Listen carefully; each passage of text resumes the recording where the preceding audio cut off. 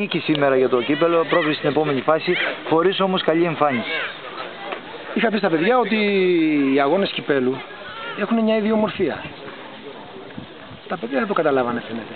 Βέβαια, μεμονωμένα από μερικούς παίκτες είμαι ευχαριστημένος. Από το σύνολο της ομάδας δεν είμαι ευχαριστημένος. Μόνο κατά το δεύτερο ημίχρονο για ένα 20 λεπτό παίξαμε μπάλα, βάλαμε την μπάλα κάτω, είδαμε μια ψηλή αδιαφορία.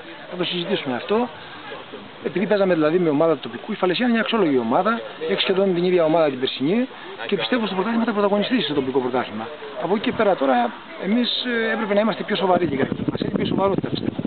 Τι είναι αυτό που πρέπει να επιστήσει την προσοχή, πιστεύω, για το παιχνίδι της Κυριακής? Γιατί έχουμε ένα δύσκολο παιχνίδι εκτός έδρας. Έχω πει στα παιδιά ότι να μην ξεχωρίζουμε παιχνίδια. Να παίρνουμε τα παιχνίδια ένα-ένα και να προσπαθούμε να χτυπάμε τα παιχνίδια όλα όσο μπορούμε και αν μπορούμε. Και αν είναι καλύτερη άλλη ομάδα να χάσουμε.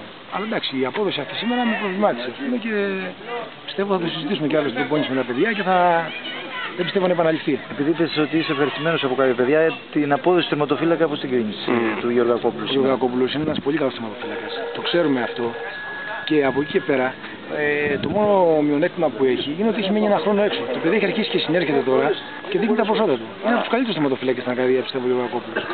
Έχουμε τρεις πολύ καλούς τερματοφύλακες και ένα πολύ καλό μικρό. Η πρώτη εμφάνιση του Ευγένιου Πετρόπουλου με την ομάδα θέλει και αυτός δουλειά ακόμα. Θα δέσει και αυτός με την ομάδα. Ήταν το δεύτερο-τρίτο παιχνίδι που έπαιξε με την ομάδα. Θα γνωριστεί με τους παίκτες μας, θα συμφωνήσει. Πιστεύω θα μας βοηθήσει πολύ περισσότερο. Αν και η αποδοσή του σήμερα εμένα μου άρεσε. Αλλά θα βοηθήσει πολύ την ομάδα. Το Δήμο τι έγινε που είδαμε? Ο Δήμος έσκησε το φρύδι του λίγο, θα τοποθετήσει μερικά αραματάκια. Πιστεύω ότι την Κυριακή να τον έχουμε. Πιστεύω θα είναι εντάξει για την Κυριακή. Θα είναι έτοιμος, ναι, πιστεύω. Ο Αποστολόπουλος είναι εντάξει ή ήταν προληπτικά η αλλαγή? Προληπτικά τον έκανα τον Αποστολόπουλο αλλαγή, επειδή έχει μείνει λίγο πίσω στην προετοιμασία και επειδή το γήπεδο είναι πλαστικό και σκληρό, να μην πάθει καμιά ζημιά. Προληπτικά είναι η αλλαγή του Αποστολόπουλου. Εντάξει. Γιώργο.